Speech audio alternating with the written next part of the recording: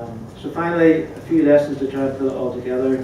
My first one, which I feel passionately about, and it's appropriate, it's at a management leadership network event. The whole leadership thing, if you do not have the right team of people around you, unless you're a genius, it just isn't going to work. At least I'm aware of my limitations, and I'm delighted that I've got a very talented people that kind of make me look as if I know what I'm doing. Mark made the point, speed is vital. For those of us in the private sector, if you don't move quickly, the market takes care of it. You just go bankrupt. It's as simple as that. At the two occasions when the airlines left, we were technically insolvent the moment they announced they were going.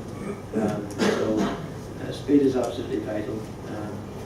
Expect resistance, and in fact, the more I get involved, expect it to come in a rather subtle, unexpected way. You know, if you announce to your executive team you're going to change something, it's likely they're all going to tell you it's a great idea, and they're all behind you until you kind of look at the body language and realise that, well, maybe half of them are with you. Tackle it head on. Don't be afraid to deal with resistance, and right to the point that people aren't on board and can't see where the business is going, aren't bought in. You'd be better at helping them move on and work with someone else. You do have to keep sight of the big picture. You don't want change to become a situation where you're in chaos. We're very clear in our business. We're a modest business. 2.5 million passengers. We're going to grow that business to 4 million passengers. We're going to target, for your benefit, the major European cities now in Europe. That's their next target.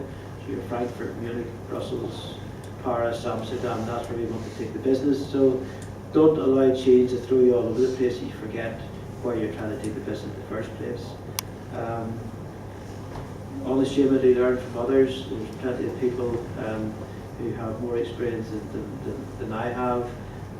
I've again developed a network of people that I highly regard, and you get enough confidence in yourself just to tell them this is a bit scary, I have no clue what to do, and you know, usually somebody else has been there before you, and you can learn from them. In all of this, back to my point, I mean, even it's not a good idea to fall out with anyone in our business. So, I mean, we have a good working relationship with our friend Mr. O'Leary. If we ever did want to extend the runway, they will be back. So you have to look after those key contacts and make sure that if you do hit turbulent waters, that you know where to turn to. And again, on some of this short change, I'm not a great believer in the old culture of priding yourself in the man hours you work and work 90-hour weeks. That's crazy. If you do that, you should stop.